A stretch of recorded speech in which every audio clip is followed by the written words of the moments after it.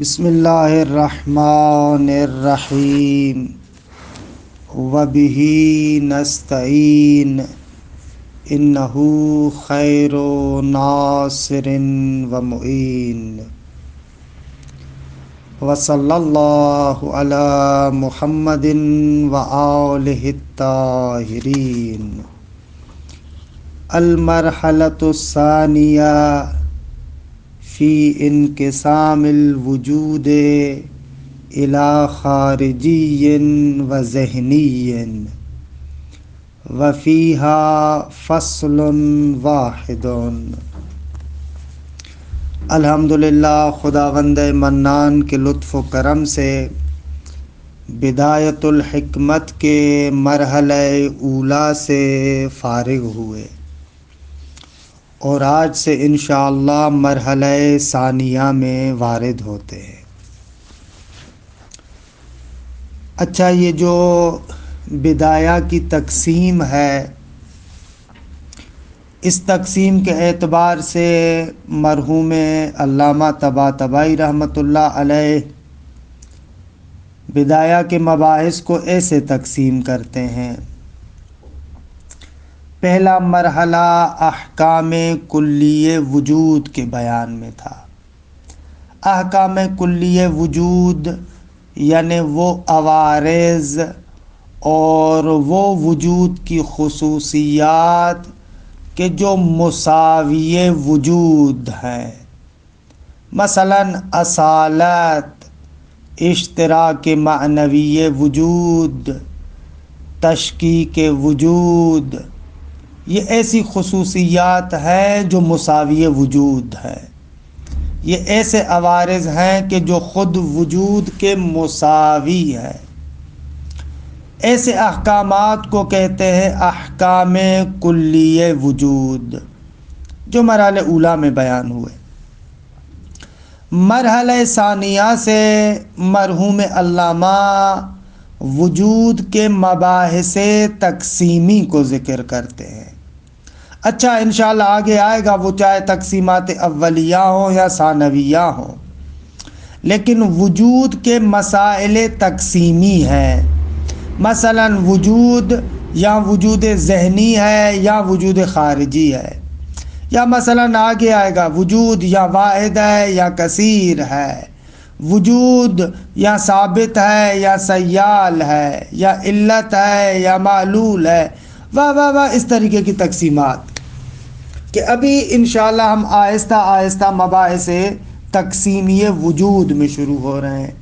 کہ پہلی جو تقسیم اولی ہے وجود کے بارے میں، وہ یہ ہے کہ وجود یا وجود ذہنی ہے یا وجود خارجی ہے۔ یہ پہلا نقطہ کہ اس کو مد نظر رکھیں۔ دوسرا نقطہ جو اس مرحلے کے اندر ہم وجود ذہنی کو مطرح کرتے ہیں، اس مسئلے کا تاریخچہ اور اس مسئلے کے تاریخی تطورات اور تحولات۔ دیکھیں، اصل مسئلہ جو وجود ذہنی کے بارے میں ہے، اصل گفتگو یہ حکمائے قدیم کے زمانے سے ہے۔ خصوصیت سے جب ہم اس مسئلے کے اقوال کو بیان کریں گے، یہ جو شبحیون کا قول ہے، قول بالشبح، کہ انشاءاللہ ابھی تھوڑی دیر کے بعد یا ایک دو دن میں انشاءاللہ ہم ان اقوال کو بیان کریں گے تو وہاں پر پہنچیں گے۔ یہ قول بالشبح بیان کرتا ہے کہ اصل تصور وجود ذہنی کا گزشتہ زمانے سے چلا آتا ہے۔ حتیٰ یہ جو علم حصولی کی تعریف بھی کرتے تھے، حصول و صورت شیء عند العقل یا عند الذہن یا عند النفس، اللہ جو بھی تعبیر کرے، یہ جو تعبیر اور یہ جو جملات ہیں، یہ خود بیان کر رہے ہیں کہ وجود ذہنی کو بہرحال ایک خاص طریقے سے قدیم زمانے سے حکماء قبول کرتے آ رہے ہیں، لیکن باقاعدہ طریقے سے جو وجود ذہنی کے بارے میں سب سے پہلے اور پہلی مرتبہ ایک باب کے عنوان سے، ایک فصل کے عنوان سے اس بحث کو مطرح کیا، وہ امام فخر رازی ہے۔ امام فخر رازی سے پہلے حتیٰ ابو علی سینا کے آثار میں آپ کو وجود ذہنی کے بارے میں کوئی فصل نہیں ملے گی۔ مباحث ہیں شفا کے اندر، مباحث ہیں وجود ذہنی کے بارے میں، لیکن بہرحال اس وجود ذہنی کو مستقل اور منحاز طریقے سے ایک باب کے اندر بیان کرنا، ایک فصل کے اندر بیان کرنا، یہ پہلی مرتبہ کام امام فخر رازی کا ہے۔ امام فخر رازی نے پہلی مرتبہ مباحث مشرقیہ میں ایک مستقل باب قرار دیا اس عنوان کے تحت کہ فی اثبات الوجود ذہنی، وجود ذہنی کے اثبات کے بیان میں۔ اچھا، امام فخر رازی کے بعد جب انہوں نے مباحث مشرقیہ میں اس طریقے سے یہ عنوان قرار دیا، تو اس کے بعد خواجہ نصیر الدین طوسی نے تجرید الاعتقاد میں اس عنوان کو اور زیادہ خوبصورت طریقے سے، یعنی ایسے سمجھے کہ اس عنوان کو اپنے مطلوب اور آخری کمال تک پہنچایا، اور آپ نے خود تجرید الاعتقاد میں اس طریقے سے کہا: المسألۃ الرابعۃ فی انقسام الوجود الی الذہنی والخارجی۔ کہ خوبصورت ترین عنوان، جو عنوان آپ خود اس بدایہ اور نہایہ کے اندر بھی دیکھتے ہیں، یعنی المرحلۃ الثانیہ فی انقسام الوجود الی خارجی و ذہنی۔ اسی طریقے سے یہ عنوان سب سے پہلے اس طریقے سے خواجہ نصیر الدین طوسی نے قرار دیا، حتیٰ کہ یہ جو خواجہ کے عنوان کے اندر جو خوبصورتی ہے، حتیٰ اس طریقے کی خوبصورتی اور اس عنوان کو اس طریقے سے ملا صدرہ نے بھی قرار نہیں دیا۔ ملا صدرہ بھی تقریباً وہی جو مباحث مشرقیہ میں فخر رازی کا بیان ہے، اس کا جو عنوان دیا ہوا ہے اس طریقے سے قرار دیتے ہیں۔ مثلا فی اثبات الوجود الذہنی، یا حتیٰ محقق سبزواری جو شرح منظومہ میں عنوان قرار دیتے وہ بھی اس طریقے سے قرار دیتے ہیں: غرر فی الوجود الذہنی۔ لیکن جو عنوان کا مزہ ہے، عنوان کا لطف ہے کہ واقعاً آئیں اور آپ مباحث وجود کو ایک خاص تنظیم بندی کے اعتبار سے کہیں، یا مباحث کلی ہے یا مباحث تقسیمی ہے، جیسے بدایہ اور نہایہ میں ہے کہ پھر مباحث تقسیمی میں سے آپ آئیں اور کہیں کہ فی انقسام الوجود الی ذہنی و خارجی۔ یہ مرحوم علامہ کا حسن ہے کہ اس طریقے سے قرار دیا، اور ابتدا میں خواجہ نصیر الدین طوسی نے ایسے عنوان قرار دیا۔ اچھا، تو یہ بحث میں نے جیسا کہ عرض کیا کہ گزشتہ حکماء کے پاس بھی تھی۔ امام فخر رازی نے ایک مستقل عنوان قرار دیا اور اس کے بعد یہ گفتگو ہوتی رہی، لیکن الحق والانصاف اس مسئلے کو اپنے معراج تک پہنچانے والے اور کمال نہائی تک پہنچانے والے اور بڑے مزے سے اس کے اندر مباحث کو مطرح کرنے والے ملا صدرہ ہیں، کہ ملا صدرہ نے بہت ہی مفصل گفتگو کی ہے۔ اسفار کے اندر دیکھیں بہت زیادہ تفصیلی گفتگو اس کے بارے میں، یا حتیٰ شواہد الربوبیہ جو نسبتاً ملا صدرہ کے مختصر یعنی کتابوں میں سے ہے، حالانکہ مختصر یعنی متوسط کتابوں میں ہے، لیکن اس کے اندر بھی آپ دیکھیں وجود ذہنی کے بارے میں مفصل گفتگو ملے گی۔ تو ملا صدرہ نے اپنے آثار میں بہت زیادہ تفصیل کے ساتھ اس کے بارے میں گفتگو کی ہے، یا اس کے بعد جو اس کے مکتب کے شارحین ہیں، مثلا شرح منظومہ کے اندر مرحوم حاجی دیکھتے ہیں کہ بہت ہی لمبی چوڑی اس کے بارے میں گفتگو کرتے ہیں، اور اسی طریقے سے پھر جو کتابیں ان کی شروحات کی حیثیت رکھتی ہیں خوب ان میں بھی بہت ہی تفصیل سے گفتگو ہے۔ لہذا شرح منظومہ کے جو دروس ہیں استاد شہید مرزا مطہری کے، چاہے وہ شرح مبسوط ہو یا شرح مختصر ہو، وہاں پر آپ کو یہ مباحث بہت طول و تفصیل کے ساتھ ملیں گے۔ یا مثلا اسی مسئلے کے بارے میں آغا استاد بزرگوار اور علامہ واقعاً علی الاطلاق علامہ حسن زاد آمولی کہ واقعاً ہمارے اساتید کے استاد بزرگوار، وہ اس موضوع پر ایک مستقل رسالہ لکھتے ہیں کہ ان کا رسالہ ہے النور المتجلی فی ظہور الظلی، فی الظہور الذلی. بہرحال اسلام کے اندر بھی بہرحال اپنی جگہ پر ایک طرح کی لطافت رکھی ہوئی ہے، اور علامہ حسن زادہ آملی کا یہ خوبصورت ترین رسالہ ہے. تیسرا نقطہ آغا وجود ذہنی کے بارے میں جو معمولاً ہمارے یہاں مشہور مباحث ہیں، وہ اس دقت اور اس عمق کے ساتھ بیان نہیں ہوتے. خصوصیت سے جب ہم بدایہ اور نہایہ کی حد تک دیکھتے ہیں، جو عام طور پر رائج شروحات ہیں یا جو عام طور پر رائج تعلیقات ہیں، ان تعلیقات کے اندر وجود ذہنی کے مباحث کے بہت ہی خوبصورت نقاط کے درمیان تفکیک نہیں کی گئی. لہٰذا اس کا لازمی نتیجہ یہ نکلا ہمارے سامنے کہ بہت سارے مباحث مشوش ہوئے، بہت سارے مباحث ہمارے لیے مبہم ہوئے، اور بہت سارے اشکالات مختلف لوگوں کی جانب سے وجود ذہنی کے بارے میں اٹھائے جاتے ہیں. تو اس بات کو اپنے تمام زوایا کی نسبت سے، جو اس کے مختلف جہات ہیں، جو اس کے مختلف زاویے ہیں، جب ان جہات اور مختلف زاویوں کے اعتبار سے آپ ان پر توجہ نہیں کریں گے تو ظاہر سی بات ہے کہ ابہامات جنم لیں گے، اور ان ابہامات کی وجہ سے بہت سارے اشکالات اور بہت سارے شبہات آپ کے سامنے آئیں گے. لیکن الحمدللہ بدایہ کی حد تک، نہایہ کی حد تک، یا اس کے بعد والے کتابوں کے اندر جو بعض اساتید ہیں اس بحث کو بہت ہی خوبصورت طریقے سے بیان کرتے ہیں، کہ جن میں سرفصل استاد ید اللہ یزدان پناہ، یا مثلا ان کے شاگرد رشید استاد امینی نژاد کہ الحق والانصاف، انہوں نے اس مبحث کو بہت ہی خوبصورت انداز سے بیان کیا ہے. چاہے ان کے بدایہ کے دروس ہوں، چاہے ان کے نہایہ کے دروس ہوں، یا چاہے ان کا جو بدایہ پر تعلیقہ ہے، ان تمام جگہوں پر خود وجود ذہنی کے بحث کے ان مختلف زوایا کے درمیان تفکیک کر کے، توضیح دے کر، وضاحت کر کے نہایت خوبصورت انداز سے بیان کیا ہے.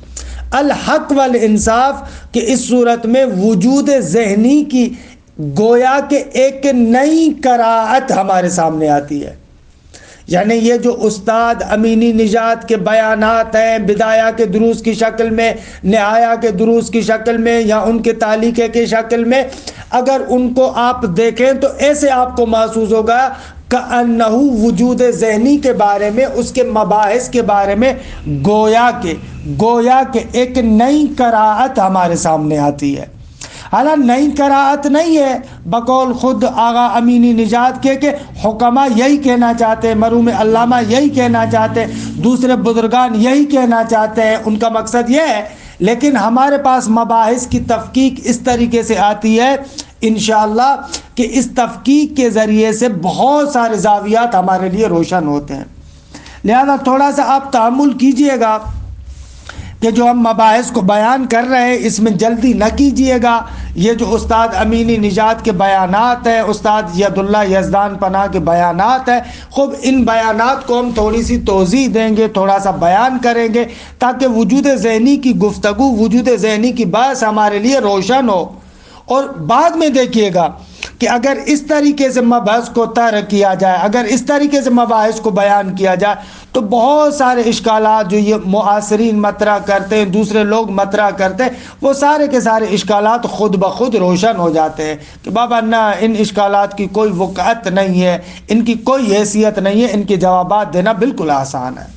تو بہرحال اس اعتبار سے سب سے پہلے جو کام ہم یہاں پر اس وجود ذہنی کے مرحلے میں کرنا چاہتے ہیں وہ یہ ہے کہ ابتداءً وجود ذہنی کے بارے میں چند اہم ترین نکات کی توضیح دیتے ہیں، وضاحت کرتے ہیں. جب وہ وضاحتیں، توضیحات ہمارے سامنے بالکل روشن ہو جائیں گی تو انشاءاللہ پھر آہستہ آہستہ خود عبارت کے اندر بھی وارد ہو جائیں گے. اچھا، سب سے اولین نکتہ جو اس بحث کے اندر جاننا ضروری ہے وہ نکتہ یہ ہے. آغا دیکھیں، جیسے ہی ہم نے عنوان قرار دیا نا کہ وجود یا وجود ذہنی ہے یا وجود خارجی ہے، تو آپ کے ذہن میں فوراً یہ چیز آتی ہے کہ پس وجود ایک مرتبہ خارج میں ہوتا ہے اور یہی وجود ایک مرتبہ ذہن میں ہوتا ہے.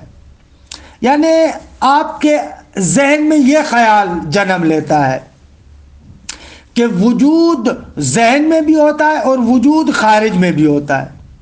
یعنی واقعاً جو ذہن کے اندر جس کو ہم لوگ وجود ذہنی کہتے ہیں وہ ایک وجود ہے ایسے. حالانکہ کہنا قطعاً یہ نہیں چاہتے.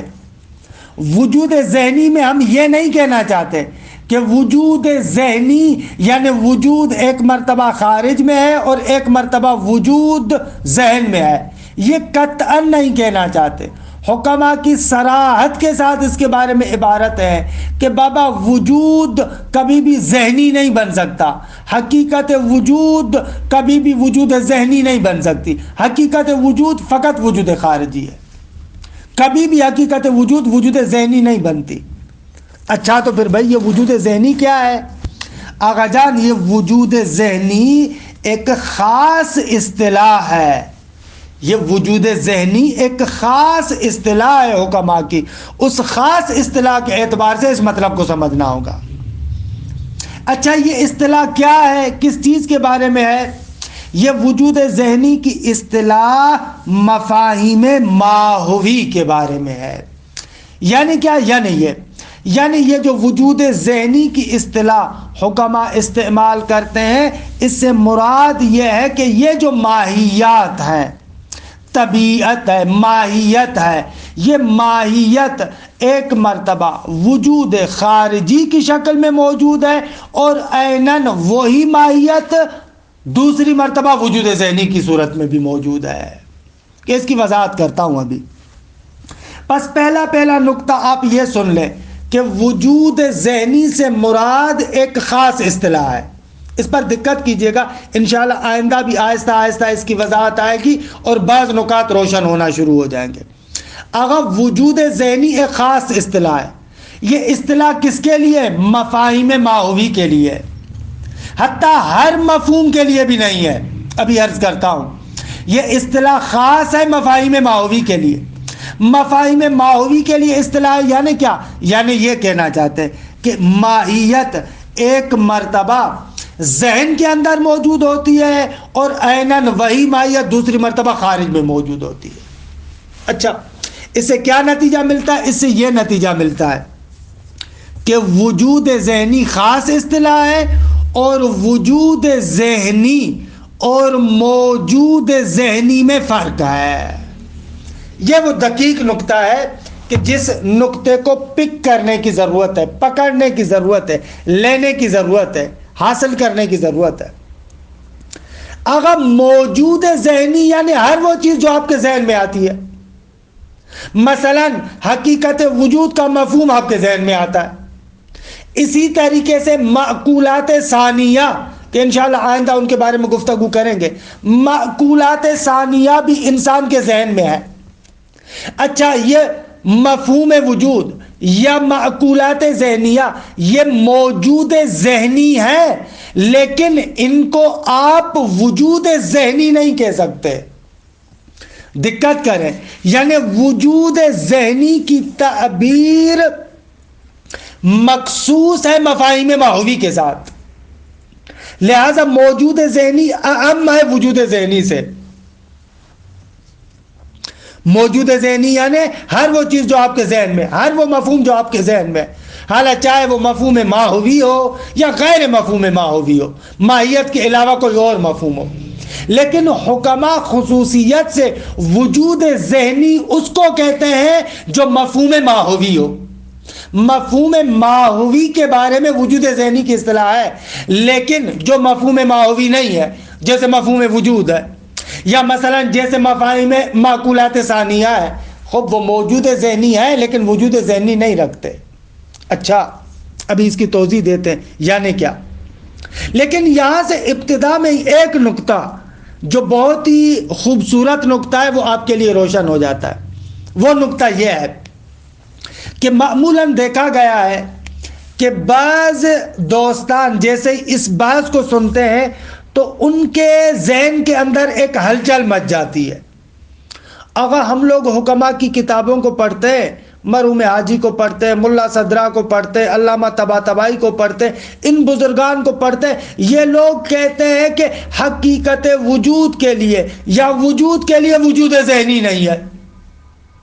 یہ سب لوگ بالاتفاق کہتے ہیں وجود کا وجود ذہنی نہیں ہے، حالانکہ دوسری جگہ پر خود بحث کرتے ہیں کہ ہمارے ذہن کے اندر ایک مفہوم وجود ہے اور مفہوم وجود مشترک معنوی ہے۔ خب یہ کیسا ٹکراؤ ہے؟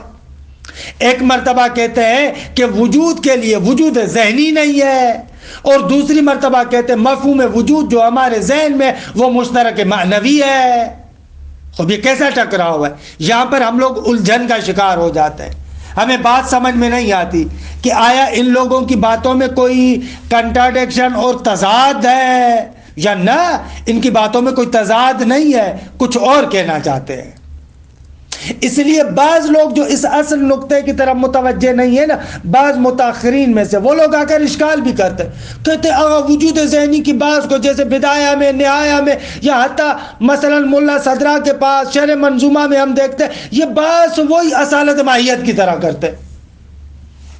بعض معاصرین جو وجود ذہنی کی بات پر آ کر اشکال کرتے ہیں، وہ آ کر اس طریقے سے کہتے ہیں، اصل نقطے سے غفلت کی وجہ سے وہ لوگ آ کر ایسے ایراد کرتے ہیں، ایسے اشکال کرتے ہیں۔ اگر یہ بحث کی تر ہے، بحث اصلا اس کو بحث کو جیسے یہ لوگ بیان کرتے ہیں اصلا اصالت وجود کے ساتھ سازگار نہیں ہے۔ حالانکہ ان میں سے اس قسم کا اعتراض کرنے والے بعض بزرگان بھی ہیں، بعض بزرگان ہیں، بڑی بڑی شخصیات ہیں کہ وہ تعبیرات استعمال کرتی ہیں کہ یہ وجود ذہنی کی اس طریقے سے تر اور رسوبات اصالت ماہیت میں سے، وہ جو اصالت ماہیت کے رسوبات ہمارے ذہن میں ہیں، وہ جو اصالت ماہیت کی طرح ہم سوچتے ہیں، وہاں والے اشتباہات، وہاں والے رسوبات، وہاں والی چیزیں جو ہمارے ذہن میں بیٹھی ہوئی ہیں اس کے اعتبار سے ہم ترک کر رہے ہیں۔ ایسے یہ لوگ اشکال کرتے ہیں۔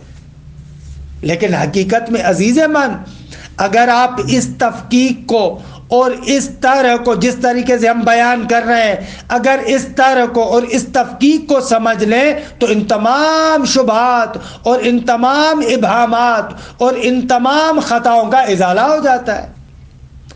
اصل نقطہ یہ ہے کہ یہاں پر یہ لوگ تفکیک نہیں کر رہے موجود ذہنی میں اور وجود ذہنی میں۔ ہم نے کہا کہ وجود ذہنی ایک خاص اصطلاح ہے، موجود ذہنی سے اخص ہے۔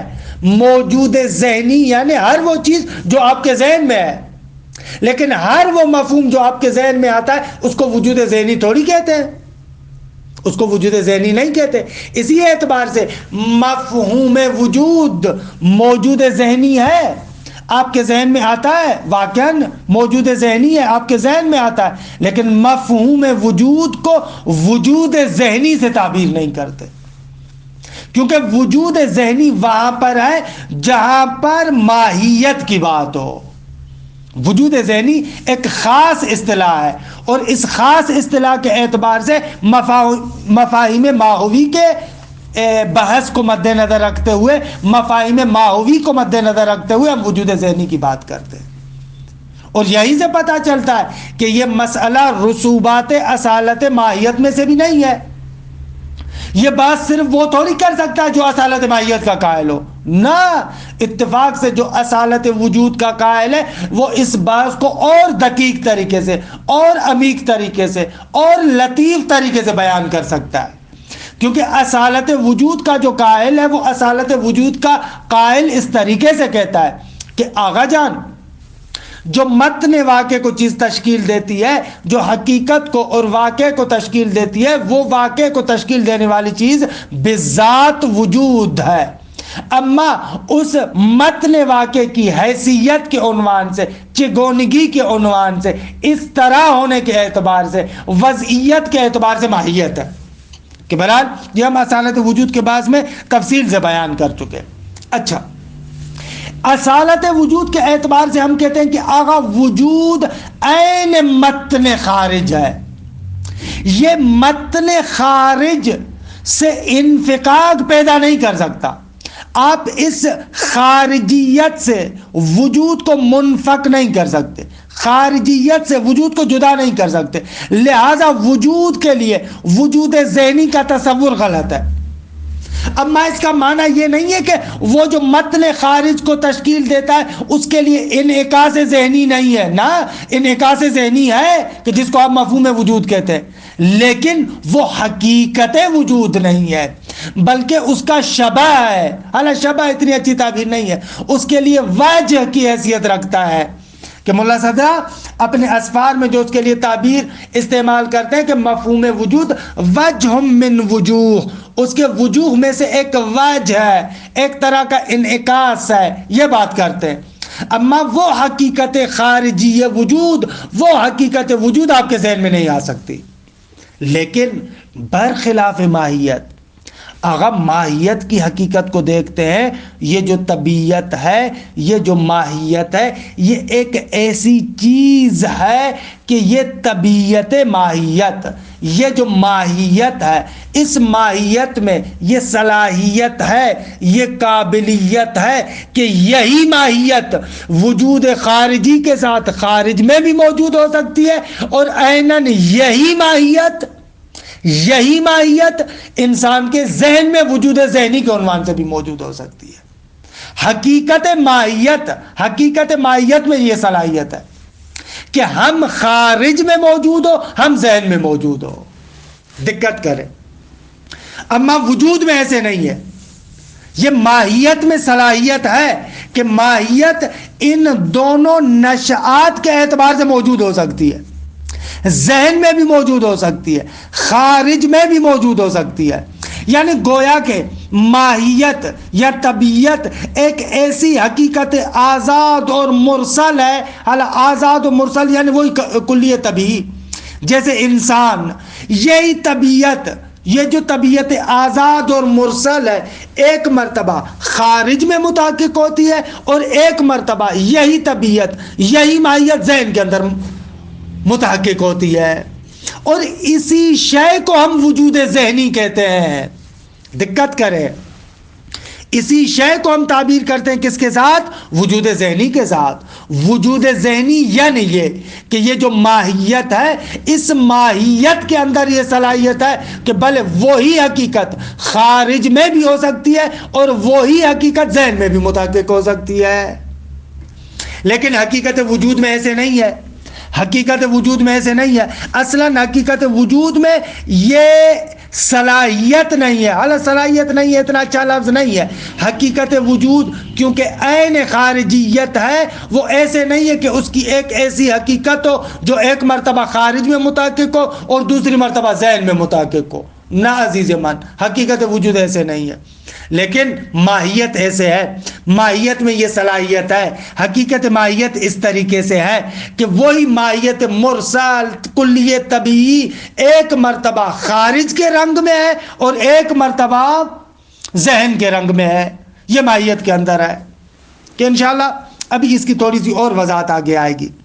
بس یہاں سے سمجھیں کہ وجود ذہنی کی بحث کہاں پر ہے، وجود ذہنی اصطلاحاً کس کو کہتے ہیں؟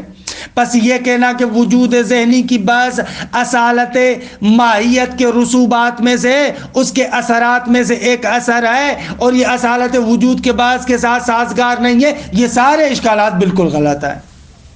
یہ اصل مسئلہ کو، وجود ذہنی کو اچھے طریقے سے درک نہ کرنے کا نتیجہ ہے، وگرنہ یہ بس کاملاً بنتی اصالت وجود کی بنا پر ہے۔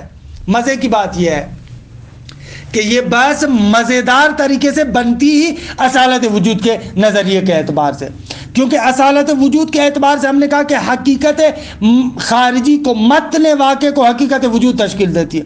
خب وہ حقیقت عین خارجیت ہے، اس خارجیت سے منسلخ نہیں ہو سکتی، لہذا اس کے لیے وجود ذہنی آپ نہیں کہہ سکتے، بھلے اس کا انعکاس ہے، اس کا ایک وجہ ہے، ایک شبہ ہے جس کو آپ مفہوم وجود کے ساتھ تعبیر کرتے ہیں، اما وہ حقیقت وجود ذہنی کے طور پر نہیں ہو سکتی۔ لیکن ماہیت ایسے نہیں ہے، ماہیت کے اندر ہے عیناً وہی اصل ماہیت، اینن ماہیت، حقیقت ماہیت جو خارج میں موجود ہے، اینن وہی حقیقت ماہیت ذہن میں بھی آ سکتی ہے۔ منتہا تفاوت یہ ہے کہ وہ حقیقت جب خارج کے رنگ میں آتی ہے، وجود خارجی کے اعتبار سے ہوتی ہے، تو وجود خارجی کے اس پر آثار مترتب ہوتے ہیں۔ اما یہی ماہیت جب یہی حقیقت انسان کے ذہن میں آتی ہے تو وہ وجود خارجی والے آثار نہیں ہوتے، یہ ہے۔ وگرنہ اس کے علاوہ حقیقت ماہیت جو خارج میں موجود ہے، عیناً وہی ذہن میں موجود ہے۔ یہ ایک نقطہ کہ اس کو میں بہت زیادہ پافشاری کروں گا کہ اس پر دقت آپ کریں۔ اچھا، دوسرا نقطہ جو اس بحث کے لیے بہت ہی ضروری ہے، وہ نقطہ یہ ہے کہ ہم وجود ذہنی میں آغا ایک نقطہ بیان کرتے ہیں۔ وہ نقطہ یہ ہے کہ ماہیت ذہنی اور ماہیت خارجی میں عینیت ہے، جو میرے بیان میں آپ محسوس بھی کر رہے تھے۔ ہم کیا کہہ رہے تھے؟ وہی ماہیت جو خارج کے اندر ہے، عیناً وہی ماہیت ذہن کے اندر بھی ہے۔ گویا کہ ایک کلیہ طبیعی کو میں مرسل اور آزاد اور کلیہ طبیعی کی شکل میں جو دیکھ رہے اسی کو کہہ رہے ایک مرتبہ رنگ خارجی پیدا کرتی ہے، اور عیناً وہی ماہیت دوسری مرتبہ رنگ ذہنی پیدا کرتی ہے۔ سوال، اس عینیت سے کیا مراد ہے آغا؟ یہ لفظ عین اور عینیت فلسفے میں اور علوم عقلیہ میں مشترک لفظی ہے۔ اگر جہاں پر بھی لفظ مشترک، جہاں پر بھی کوئی لفظ مشترک لفظی ہونا، وہاں پر بہت زیادہ احتیاط کرنا چاہیے، وہاں پر بہت زیادہ پھونک کے قدم رکھنا چاہیے، کیونکہ اشتراک لفظی کی وجہ سے آپ معمولاً ڈر لگتا ہے کہ کسی نہ کسی مغالطے میں نہ پھنس جائے آپ۔ یہ عینیت اور عین فلسفے میں بہت سارے مقامات پر استعمال ہوتا ہے۔ ایک مرتبہ عینیت ہم باب حرکت میں استعمال کرتے ہیں کہ انشاءاللہ آئے گا، وہاں پر ہم کہتے ہیں کہ ایک ہی حرکت ہے، ایک ہی حرکت ہے، وہاں پر بھی عینیت کا استعمال کرتے ہیں۔ دوسری مرتبہ ہم یہ لفظ عینیت علت و معلول کے بحث میں ذکر کرتے ہیں، خب وہاں پر عینیت کا دوسرا معنی ہے۔ اگر تیسری مرتبہ اس لفظ عینیت کو موضوع اور محمول کے دوران کہتے ہیں، خوب کہتے ہیں کہ موضوع وہی معمول ہے، عین ہمون ہے، عین ہمون ہے، وہی ہے، خوب یہاں پر معنی ہے ایک۔ یا مثلا ایک مرتبہ عینیت کا لفظ استعمال کرتے ہیں وجود اور ماہیت کے بارے میں، ہم کہتے ہیں کہ وجود و ماہیت عین ہم ہے۔ خوب آگا عین ہم ہے یعنی کیا؟ اس عینیت کا یہاں پر خاص معنی ہے۔ یا آخر میں ایک عرض کروں، ایک مرتبہ ہم حتیٰ عرفان میں حق و خلق کے بارے میں تعبیر استعمال کرتے ہیں کہ یہ عین ہم ہے، عینیت ہے۔ خوب یہاں پر ظاہر سی بات ہے کہ عینیت سے کیا مراد ہے؟ تو آپ دیکھ رہے ہیں یہ خود عینیت اور عین ہم ہونا، وہی ہونا مشترک لفظی ہے، اور ہر جگہ پر اس عینیت کا ایک مخصوص معنی ہے۔ اگر آپ اس مخصوص معنی کی طرف توجہ نہیں کریں گے، اگر اس کی طرف دقت نہیں کریں گے، تو قطعاً آپ مغالطے کا شکار ہوں گے، اشتباہ کا شکار ہوں گے، غلطی میں پھنس جائیں گے، جیسے کہ دیکھتے ہیں بہت سارے مقامات پر ایسے ہوتا ہے۔ تو اب یہاں پر جو وجود ذہنی کے بحث میں ہم عینیت کہتے ہیں، ہم کہتے ہیں کہ عیناً وہی ماہیت جو خارج کے اندر ہے، عیناً وہی ماہیت ذہن میں آتی ہے۔ خوب اس عینیت سے کیا مراد ہے؟ تو عزیز من، یہاں پر عینیت سے مراد تطابق ہے۔ کیا مراد ہے؟ عینیت سے مراد تطابق ہے، یعنی جو ماہیت ذہن کے اندر موجود ہے وہ ماہیت خارجیہ کے ساتھ مطابقت کاملہ رکھتی ہے، کاملاً اس کے ساتھ تطابق رکھتی ہے، یعنی حتیٰ کہ ان دونوں ماہیتوں میں حقیقت کے اعتبار سے کوئی تفاوت نہیں ہے، تفاوت فقط نحوِ وجود کا ہے۔ ایک مرتبہ اس ماہیت کا نحوِ وجودی خارجی ہے، اور دوسری مرتبہ اس ماہیت کا نحو وجودی ذہنی ہے. یہ نقطہ مد نظر رکھیں. اچھا، پس یہاں تک بحث کا خلاصہ کیا ہوا؟ یہاں تک اپنی تمام باتوں کو میں سمیٹوں اور بحث کا خلاصہ بیان کروں. اگر یہاں تک ہم نے آپ کی خدمت میں چند نکات عرض کیے. پہلا نقطہ یہ عرض کیا کہ یہ وجود ذہنی کی بحث فلسفے کے مباحث تقسیمیہ میں سے ہے. 2، اس مسئلے کے تاریخی تطورات بیان کیے کہ یہ مسئلہ کب سے کیسے اور کس طریقے سے آیا. 2، 3، اس مسئلے کے بارے میں وجود ذہنی کے بارے میں ہم نے کہا کہ مختلف جہات اور مختلف زوایا کے درمیان تفکیک کرنا ضروری ہے. آغا موجود ذہنی اور وجود ذہنی دو علیحدہ چیزیں، کبھی بھی اشتباہ نہ کیجیے گا. موجود ذہنی اہم ہے وجود ذہنی سے، کیونکہ وجود ذہنی حکماء کی اصطلاح خاص ہے اور یہ خاص اصطلاح فقط مفاہیم ماہوی کے بارے میں ہے. اور وجود ذہنی کے بحث میں جو حکماء بیان کرتے ہیں وہ یہ بیان کرتے ہیں خصوصیت سے اصالت وجود کی تحقیقات کے بعد جب ہم آتے ہیں اور وجود ذہنی کی تحلیل کرتے ہیں تو یہ کہنا چاہتے ہیں کہ آغا ماہیت ایک ایسی حقیقت ہے، ایک ایسی طبیعت ہے کہ جو حقیقت اور طبیعت دونوں طرح کے یعنی مراحل میں موجود ہو سکتی ہے. وجود خارجی کے عنوان سے بھی موجود ہو سکتی ہے اور عیناً یہی ماہیت وجود ذہنی کے عنوان سے بھی موجود ہو سکتی ہے.